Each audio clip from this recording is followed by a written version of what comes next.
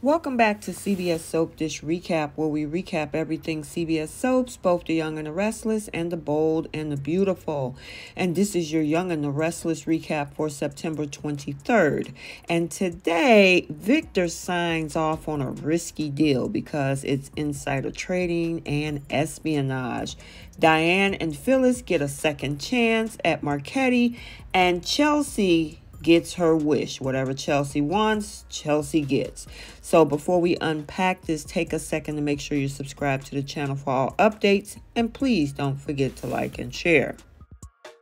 So back over at the Grand Phoenix at Kyle and Summer's party, Noah takes the blame for this whole staggered arrival confusion. Now, frazzled Phyllis won't be happy about being second on the list, so much so she made everybody on edge at that party.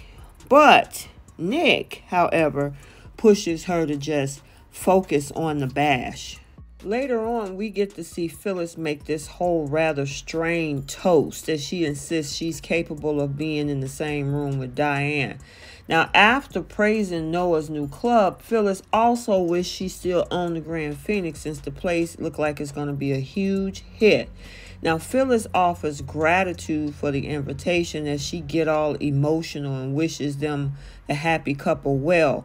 Diane and Phyllis place these fake smiles on, but they keep sneaking dirty glares at each other too. After Mariah and Noah make speeches, then, we see Summer and Kyle have a little dance together. That leads us back to Kyle and Summer deciding that nothing can replace the importance of family. So, yeah, they making a decision which doesn't make sense to me because it just happened less than 6 hours ago, I guess. So they sit down with Diane and Phyllis to give them their old jobs back at Marchetti. Now, once Phyllis and Diane learn that they're getting a chance, both assure Summer and Kyle that they won't blow it this time. Then we actually see next, Diane is wondering if Jack was the one that had something to do with this whole fresh start. And, Jack was like, nope, not me. He denies it. Now, then this is when we see why they're taking pictures of the bride and the groom, and her and Jack is having friendly conversation.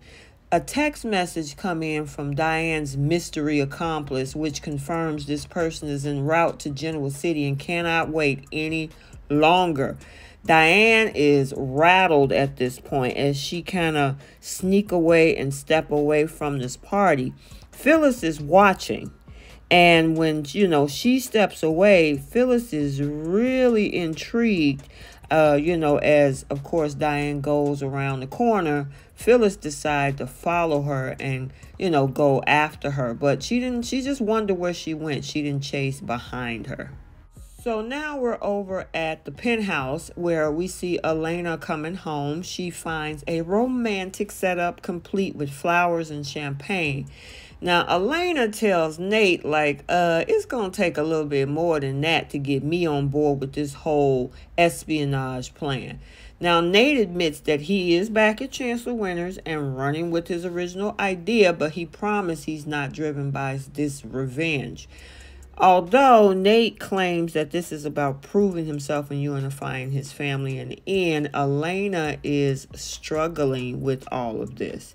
Now, after Elena says that, she wants to support Nate, he stops her right there and act like it's all he needs to hear from her. And Nate point out that he'll rather risk his family anger, but he can't risk losing Elena, and they have his kiss.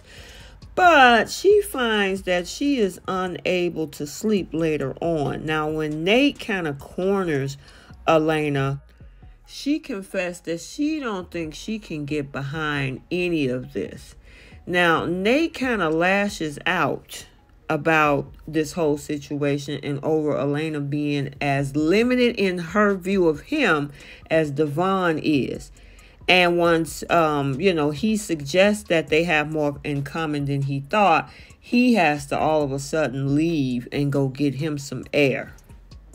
Nate ends up over at Crimson Light where this mystery woman recognizes him from the Chancellor Winters launch party coverage. Now, since Nate won't know who she is, she thinks that it's lucky that she's not offended. Now, this woman introduced herself as Audra Charles, which is an executive that Jill brought in to help take the company public. Audra hopes, to make the decision official in the morning. So this is when we see Nate offer to answer any questions and add that he's hoping for a smooth and successful venture. She should be talking to Lily, Devon, or Jill. Speaking of Chancellor Winters, we're over there now. Now, Devon hints about letting Nate run with some of the ideas to see if they could actually work.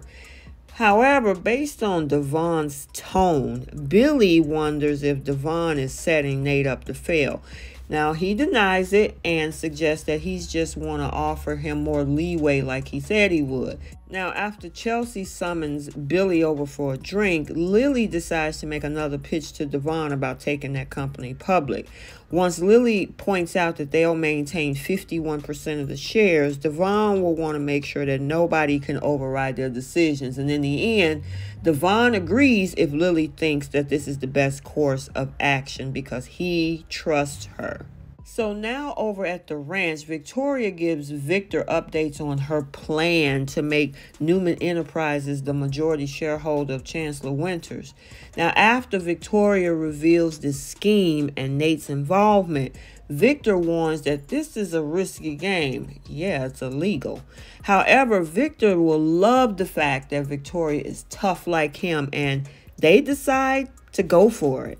Finally, we're over at Society, and Chelsea's talking to Billy about telling Johnny and Connor that they're more than just cousins. Now, that leads to Chelsea wondering when Billy is just going to go ahead and get the approval from Victoria. Now then, as they're having their whole conversation, and Chelsea is being tenacious as ever because whatever Chelsea wants, she definitely go after and try to get it. Victoria finds the two of them and confront them about the visit Johnny had with Connor. Chelsea apologizes and insists that she's not trying to do anything behind Victoria's back. Yeah, okay. Now, although Victoria still, don't think it's the right time for Johnny to learn Chelsea is his bio mom, Chelsea makes this whole speech about why it's so important. Now, there's concerns about Johnny feeling like he's the last one to know and the damage that it could do to him. Victoria eventually surrenders, but she makes it clear that the ball is in Johnny's court. Now, if Johnny don't want to suddenly spend more time with Chelsea or let her take on a new role in his life, she got to accept that. Johnny will also have to decide what his relationship with Connor is going to look like as well. Victoria wants to give Johnny a heads up before Chelsea fills in Connor, so Chelsea is okay with that. Now, once Victoria decides it's settled, Billy suggests that they should have a co-parent conversation about when and where to tell Johnny the truth. Chelsea decides to give Billy a big hug of gratitude, and Victoria witnessed it and kind of looked displeased about it, which leaves Billy looking uncomfortable over the whole situation. So we got to stay tuned for next week because it looks like Chelsea is going to make another mess before long. So we'll have to see what that is. Okay, so there you have it, your Young and the Restless recap for Friday, September 23rd, 2022. Stay tuned for the Bold and the Beautiful recap also for today.